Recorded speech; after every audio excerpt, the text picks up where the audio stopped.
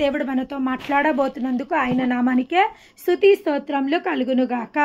ఏమని ఇక్కడ ఈరోజు దేవుడు మనతో మాట్లాడుతుండు, హృదయపూర్వకముగా ఆయన నరులకును విచారమును నైనను బాధనైనను కలుగజేయడు. దేవుని నామానికి మహిమ కలుగునుగాక. ఇంతకు ముందే నేను ప్రేయర్ స్టార్ట్ కాకముందే ఒక సిస్టర్తో నేను ఈ మాట గురించి మాట్లాడడం జరిగింది.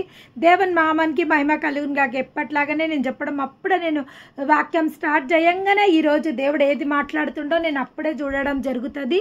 ఈరోజు దేవుడు ఏమంటుండంటే, హృదయపూర్వకముగా ఆయన నరులకు విచారమునైనను బాధనైనను కలుగజేయడు. దేవుడు నరునికి బాధ కానీ విచారం కానీ ఆయన కలగజేయడంట. హృదయపూర్వకంగా ఆయనకు అసలు నరుని బాధపరచాలన్నా కానీ, అంటే నరులన్నా మనని బాధపరచాలన్నా కానీ, మనని ఏదన్నా సమస్యల గుండా తీసుకువెళ్ళాలని విచారణలోకి పంపించాలన్నా కానీ దేవునికి ఇష్టం లేదు. దేవుడు ఇష్టంతో ఎవ్వరిని బాధ కప్పజెప్పడు, ఎవ్వరు విచారణ కప్పజెప్పడు. నేను ఇంతకు ముందే చెప్పడం జరిగింది, దేవుడు మన తండ్రి కావాలని మనకు ఏ బాధల గుండా, ఏ విచారణల గుండా, ఏ వేదనల గుండా మనని తీసుకువెళ్ళడు, ఇంకా అప్పచెప్పడు అని ఇంతకు ముందే నేను చెప్పడం జరిగింది. దేవుని నామానికి మహిమ కలుగునుగాక. ఇంకా ఏమని రాయబడిందంటే, దేశమునందు చెరపట్టబడిన వారినందరికీ కాళ్ళ క్రింద తొక్కుటయు, మహోన్నతుని సన్నిధిని నరులను న్యాయము తొలగించుటయు, ఒకనితో వ్యాజ్యమాడి వానిని కాపాడుటయు ప్రభువు మెచ్చు కార్యములు కావు. ప్రభు సెలవు లేనిదే మాట ఇచ్చి నెరవేర్చగలవాడెవడు? దేవుని చిత్తం లేదే మాట ఇచ్చి నెరవేర్చగలవాడు ఎవడు? దేవుని చిత్తము మన జీవితాలలో ఏది జరగాలన్నా కానీ, మనము ఒకళ్ళకి సహాయం చేయాలన్నా, ఒకళ్ళు మనకు సహాయం చేయాలన్నా ఇక్కడ ఏమని రాయబడింది? దేవుని చిత్తం లేంది, దేవుని చిత్తము, ప్రభువు సెలవు లేంది మాట ఇచ్చి నెరవేర్చగలవాడెవడు? ఎవ్వరు దేవుని చిత్తం లేంది మాట ఇచ్చి నెరవేర్చలేడు. ఒకవేళ అది దేవుని చిత్తమై ఉంటేనే మన జీవితాలలో అనేక కార్యాలు మనం చేయగలుగుతాము. అనేకులతో మనం చేసిన ఒప్పందములను, లేదా మనం అనేకులతో మనం ఇచ్చిన మాటను మనము నిలబెట్టుకోగలుగుతాము అని దేవుడు ఇక్కడ చెప్పడం జరిగింది. దేవుడు ఎవరిని హృదయపూర్వకంగా బాధ గుండా, వేదన గుండా, విచారముని గుండా వారిని అప్పజెప్పడు. మన జీవితాలలో ఈరోజు విచారాల చేతున్నామా, లేదా దుఃఖం చేతున్నామా, మనోవేదన చేతున్నామా? అది దేవుని యొక్క చిత్తము కానే కాదు. ఆయన అప్పజెప్పడు. ఆ పరిస్థితుల గుండా వెళ్తుంటే మౌనంగా ఉంటాడు. కొన్నిసార్లు కొన్ని సమస్యలు మన యొక్క ఇగ్నోరెన్స్ వల్ల తెచ్చుకుంటాం. అంటే మన యొక్క అవివేకం వల్ల కొన్ని సమస్యల గుండా మనం వెళ్ళడం జరుగుతుంది. లేదా కొన్ని మాటలు, మనం మాట్లాడే కొన్ని తప్పుల మాటల గుండా, లేదా మనం తీసుకున్న కొన్ని తప్పు నిర్ణయాల వల్ల, లేదా మనము ఏదైనా తప్పు ప్రయత్నాలు చేయడం వల్ల, లేదా మనం ఏదైనా తప్పు మార్గంలో గుండా వెళ్ళిన కొన్నిసార్లు మనము ఇబ్బందులను తీసుకొచ్చుకున్న వాళ్ళం అవుతాము, ఇరుకులలో ఇరికిపోయిన వాళ్ళం అవుతాము. కానీ దేవుడు అంటుండు, నేనైతే మిమ్ములని మనోవిచారమును గాని దుఃఖంని గాని నేను మిమ్ములని అప్పజెప్పను. నేను అప్పచెప్పే దేవుడని కాదు, అది నా హృదయం కాదు. ఇక్కడ ఆయన ఏమంటుడు? హృదయపూర్వకంగా దేవుడు ఈరోజు మనతో చెప్తుండు. మనం ఎవరితోనైనా మాట్లాడితే ఏమంటాం? నిజంగా నా మనసు పూర్తిగా నేను చెప్తున్నా ఈ మాట, ఇది నా మనసులోకే వచ్చింది, ఇది మనసు పూర్తిగా నేను చెప్తున్నానే వర్డ్ని మనం యూజ్ చేస్తాం. ఈరోజు దేవాది దేవుడు ఈ రాత్రి కాల సమయంలో మనతో కూడా ఏమంటుండంటే, హృదయపూర్వకంగా నా మనసు అంటారు చూడు, నా మనసు పూర్తిగా నేను ఎవరిని విచారణకి విచారణ పాలు చెయ్యనేను, ఎవ్వరికి ఏమంటారు బాధలు కలగజేయనేను. ఎంత మంచి దేవుడు చూడండి. దేవుడికి ఎక్స్ప్లెనేషన్ చేసుకునే అవసరం ఏముంది? మనం అనుకుంటాం మనం నరుని 40 దిక్కులలో తిరుగుతుంటుంది. మనం ఏదన్నా మనుషులను అన్నట్టు దేవుని మీద కూడా మనం నిందలేస్తాం, దేవుడి మీద కూడా నెపాలేస్తాం, దేవుడి మీద కూడా సనుగుతాం, దేవుడి మీద కూడా గునుగుతాం, దేవుడి మీద కూడా అలుగుతాం, దేవుడి మీద కూడా అన్ని రకాలు చేస్తాం. కానీ ఎవ్రీ టైము దేవుడికి ఎక్స్ప్లెనేషన్ మనకి ఇవ్వాల్సిన అవసరం ఉందా అసలు? కానీ that is the good quality of almighty God. దేవునికి ఉన్న ఒక మంచి గుణం ఏంటి అంటే, మనము ఎప్పుడైతే ఈ వాక్యాలు వింటున్నామో, ఈ వాక్యాలు మనం వింటున్నప్పుడు వినివారు మాత్రమై మనం ఉండొద్దమ్మా. వినివారమై మాత్రం ఉంటే ఈ వాక్యాలు మనకి ఏ లాభం లేదు. ఈ ప్రార్థనలు మనకి ఏ లాభం కలగజేయాయి, ఈ ధ్యానాలు మనకి ఏ లాభం కలగజేయి. కానీ వినువారమై మాత్రం ఉండకుండా దాన్ని ఆచరించువారమై ఉన్నప్పుడు మనము కొంచెం దేవుని యొక్క స్వరూపంలోకి మార్చబడతామంట. We are created in his own image. మనము దేవుని స్వరూపమందు, దేవుని పోలికందు దేవుడు నరుని సృజించెను. ఇది దేవుని యొక్క చిత్తం. ఆయన స్వరూపము, ఆయన పోలికల మనం సృజించుండు. కానీ మనం ఇప్పుడు ఆ విధంగా మనం ప్రవర్తిస్తలేమే. ఆ విధంగా మన మాట విధంగా లేదు దేవుని మాటలాగా, మన ఆలోచనలు దేవుని ఆలోచనలు లాగా లేవు. దేవుడే అంటుడు, మీ ఆలోచనల కంటే నా ఆలోచనలు, మీ తలంపుల కంటే నా తలంపులు ఎంతో హెచ్చుగా ఉన్నాయి. మన తలంపులు ఆయనకు మ్యాచ్ అయితలేవు, మన ఆలోచనలు ఆయనకు మ్యాచ్ అయితలేవు, మన మాటలు ఆయనకి మ్యాచ్ అయితలేవు, మన హృదయం ఆయనకు మ్యాచ్ అయితలేదు. ఎట్లన్నాడు దేవుడు ఆయన స్వరూపంలో, ఆయన పోలికలో నరుని నేను సృజించిన అనేసి? నిజంగా దేవాది దేవుడు అదే చిత్తంతో ఆయన నరుని సృజించడం జరిగింది. ఆయన సృజించినప్పుడు ఆయన ఒక్కటే అనుకుండు, చిన్న బిడ్డ ఏ విధంగా రోజు పెరుగుతుంటుందో, నెలలు పెరుగుతుంటుందో, సంవత్సరాలు పెరిగి చిన్న బిడ్డ ఒక యవ్వన ప్రాయంలోకి వచ్చి ఒక వృద్ధాప్యంలోకి ఏ విధంగా వస్తుందో, అదే విధంగా నేను సృజించిన ఈ బిడ్డలు, నా స్వరూపంలో నా పోలికలో సృజించిన ఈ బిడ్డలు గ్రాడ్యువల్గా కొంచెంగా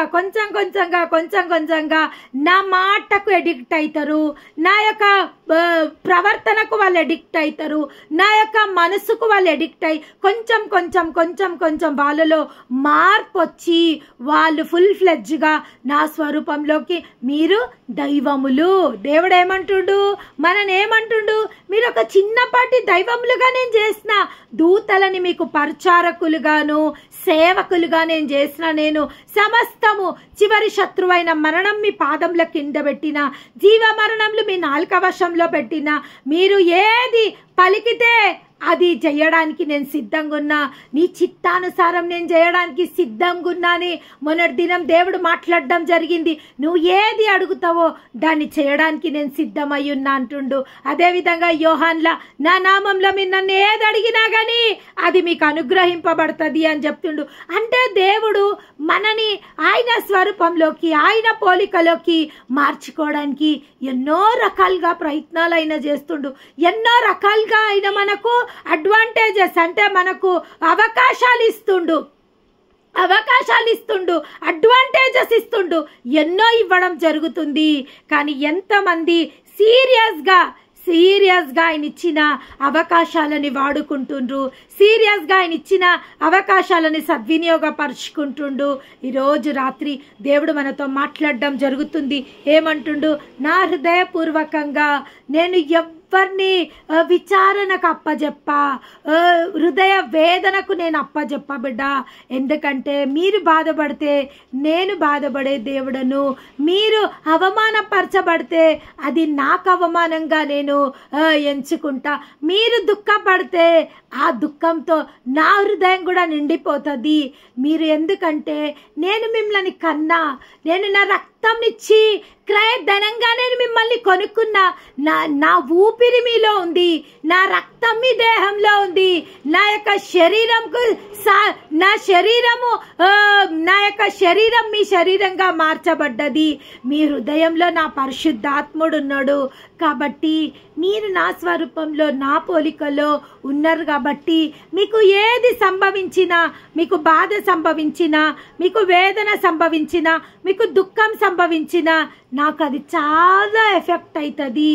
మీరు ఏడుస్తే నేను ఏడ్చే దేవుడను, మీరు నవ్వుతే నేను నవ్వే దేవుడను.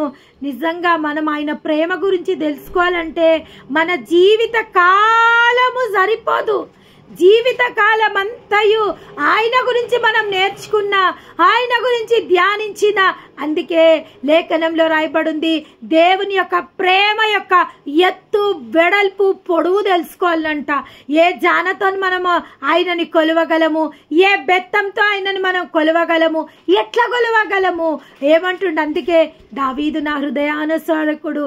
ఎందుకంటే దావీదు ఆయన హృదయాన్ని తెలుసుకోవడానికి ప్రయత్నించిండు. ఏ విధంగా దేవుడు ఆయన కోసం రియాక్ట్ అవుతుండో అది ఆయన తెలుసుకోగలిగిండు. ఏది చేస్తే దేవుడికి ఇష్టమో ఆయన తెలుసుకోగలిగిండు. ఏది చేస్తే దేవుని హృదయానికి కష్టమో ఆయన తెలుసుకోగలిగిండు. ఆయన దేవుని సన్నిధిలో 7 మార్లు ఒక రాజయ్యుండి, మామూలుగా గొర్రెల కాపరై ఉన్నప్పుడు 7 మార్లు దేవుని సన్నిధిలో తనని సిద్ధపరచుకుంటా అంటే ఓకే, అప్పుడు ఏ పని లేదు, ఆ గొర్రెలెంబడి తిరుగుతుండే, ఏం పని లేదు.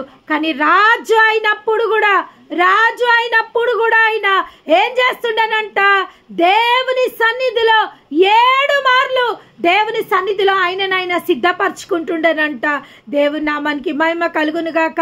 నిజంగా ఈ రోజు దేవుని ప్రశ్నించే ముందర మనం ఎన్నోసార్లు మన బాధలలో, మన వేదనలో మన నోటికొచ్చే ఒకటే మాట, దేవుడు అసలు నన్ను చూస్తుండా, దేవుడే ఉంటే నాకెందుకు ఇట్లా జరుగుతుంది, దేవుడే ఉంటే వీళ్ళు నన్ను అంటుంటే దేవుడు ఎట్లా మౌనంగా కూర్చుండు, దేవుడే ఉంటే వీళ్ళు నన్ను ఇట్లా నిందల పాలు చేస్తుంటే ఎట్లా గమన కూర్చుండు దేవుడు. అసలు దేవుడు ఉన్నాడా? నిజంగా దేవుడు నన్ను ప్రేమిస్తుండా? నిజంగా ఈ లోకమంతా ఆయన కనుదృష్టితో నింపబడి ఉన్నదంట. దూతల జనాంగము, దూతలు, కెరేబులు, సిరాబులు ఆయన చుట్టూ ఉన్నాయంట పరలోకంలో. ఆ దూతల రెక్కలకు వేల కన్నులున్నాయంట. ఆ కన్నులన్నీ మనం చూస్తూనే ఉన్నాయంట. ఆ వేల కన్నులు మనం చూస్తూనే ఉన్నాయంట. నిన్నటి రోజు సేవకుడు చెప్పడం జరిగింది, దేవుడు ఆ యొక్క గొర్రె పిల్లకు 7 కొమ్ములను 7 కన్నులు ఉన్నాయంట. ఆ 7 కన్నులు లోకమంతా సంచారం చేస్తూనే ఉన్నాయంట. లోకంలో అంతా ఏం జరుగుతుంది, minute to minute, second to second దేవుని సన్నిధికి అవి చేరుతున్నాయంట. కానీ ఎందుకు ఆయన అంటుండు, నేను నా హృదయపూర్వకంగా నేను మిమ్మల్ని విచారణకి అప్పజెప్పే దేవుడను కాదు, బాధకు అప్పజెప్పే దేవుడను కాను నేను. అది నా అంటారు కదా, చాలా మంది అంటారు ఇది నా మెంటాలిటీ కాదు, ఇది నా అలవాటు లేదు. చాలా మంది అట్లా అంటున్నాం కదా. దేవుడు ఈరోజు అంటుండు, అమ్మా నేను మిమ్మల్ని దుఃఖానికి అప్పచెప్పే దేవుడని కాదమ్మా, నేను మనోవేదనకు మిమ్మల్ని అప్పచెప్పే దేవుడని కాదమ్మా. ఎందుకంటే మీరు ఏడుస్తే నా కళ్ళు చెమరగిల్తాయమ్మా, మీరు రొమ్ము కట్టుకొని రోదిస్తే మీ రోదన ధ్వని నా పరమునకు వినబడుతుంటదమ్మా. నేను తట్టుకోలేను. మీరు ప్రార్థిస్తే, మీరు దేవుని సన్నిధిలో ప్రార్థిస్తే ఆ యొక్క ప్రార్థనను నేను నా తండ్రికి విజ్ఞాపన చేయడం కోసము పరలోకంలో ఆయన లేచి నిలబడతాడంట. దుపార్తిలో దూతలు ఆ యొక్క ప్రార్థనని తీసుకొని పోయినప్పుడు ఆ యొక్క తండ్రి సన్నిధిలో విజ్ఞాపన చేయడం కోసము, మన కోసము దేవాది దేవుడు ఏం చేస్తాడంట, ఆ యొక్క విజ్ఞాపన తండ్రి సమక్షంలో విన్నవించడానికి ఆయన లేచి నిలబడతాడంట. ఆయన సింహాసనం నుంచి లేచి నిలబడి మన యొక్క ప్రార్థన విన్నపములని